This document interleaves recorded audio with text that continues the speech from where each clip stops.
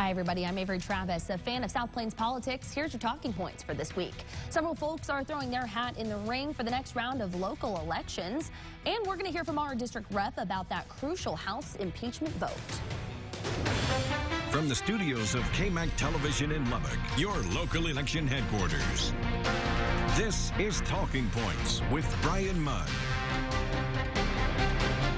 Well, thanks for joining us, everybody. We're rounding out a very tough year for Texans. 2 mass shootings, one in El Paso, the other in Odessa, but we are resilient, with lawmakers now talking solutions.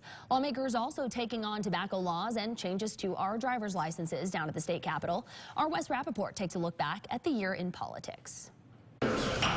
We started the year at the Capitol, state lawmakers tackling bread and butter issues like education, property taxes, and health care. Democrats' attention is spread across a range of issues that include health care, education. Our viewers across the state took particular interest in marijuana, hemp, and CBD coverage, from medical. We're seeing tremendous success with this medicine. To agricultural. A lot of talk out there for hemp, a big market for it. And criminal. We've been concerned with proposed legislation that seeks to promote medical marijuana and decriminalize marijuana altogether. Lawmakers left the Capitol thinking they were done until next session, until 2 mass shootings in August in El Paso and Odessa amounted to nearly 30 deaths and 50 people hurt. The time for talking is over.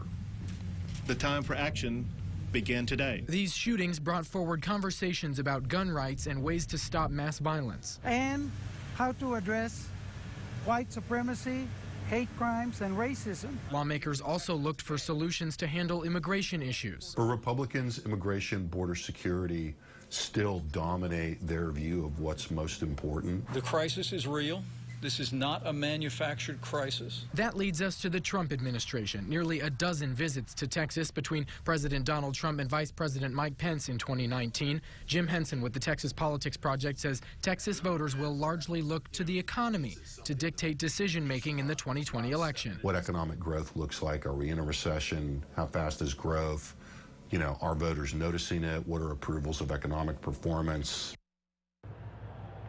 And joining us now is our Capitol correspondent, Wes Rappaport. He's joining us from Austin, where, as you saw, a lot went on this year. Wes, 2019 and rounding out a decade, a pretty crazy end to the decade. Lots going on. What were some of the highlights for you guys down at the Capitol? Hi, Avery. Yeah, well, you know, there was a lot to talk about. You know, as we have talked about all of the action that lawmakers took, you know, they proposed something like 8,000 bills. And so, you know, there was certainly a lot for us to talk about during the year. But certainly school safety and mass violence took a huge priority in the state this year, something that, you know, kind of cut across party lines. And, you know, after these shootings in El Paso and in Odessa, folks really came together, both at the legislative level, at the community level, to have some of those serious conversations about safety in this state and what can we do to protect Texans. And we had heard kind of new language from some of our state leaders that we hadn't heard in the past.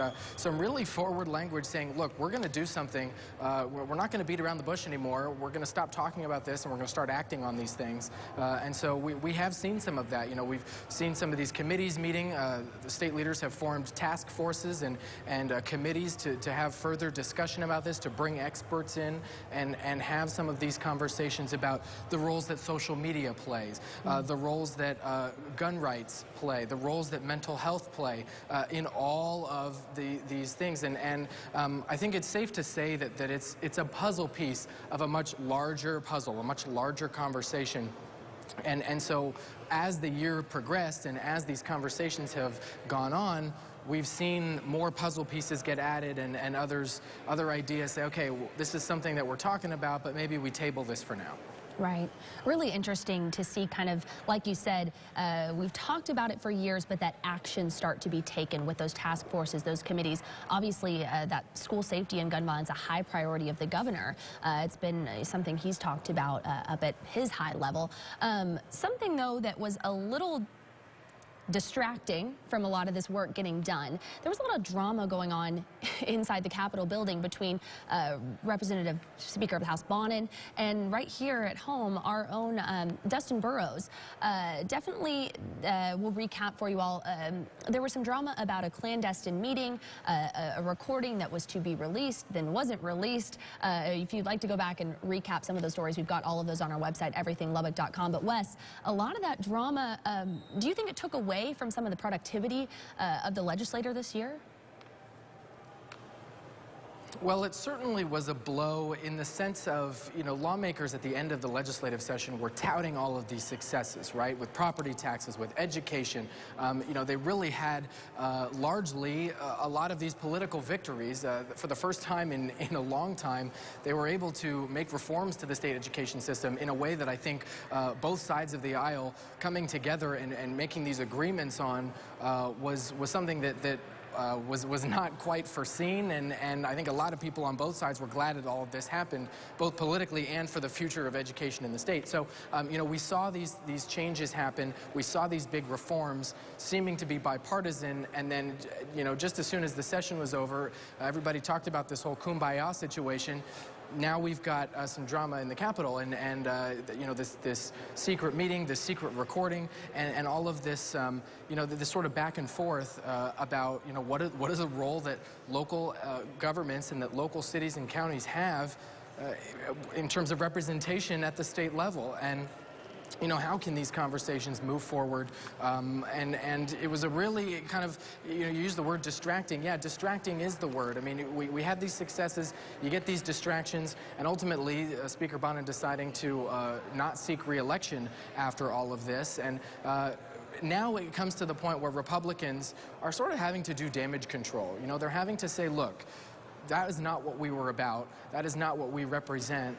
And they have to pitch themselves to voters again here in 2020 in an important presidential year.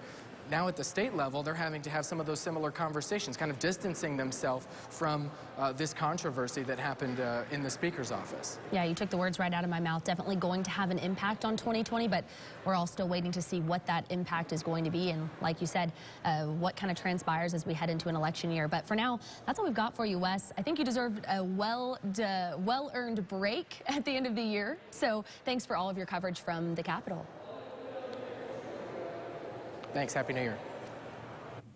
Well, now let's do this week's poll question. How well do you think they did down at the Capitol? Did legislators accomplish what you wanted to see accomplished in 2019? Yes or no?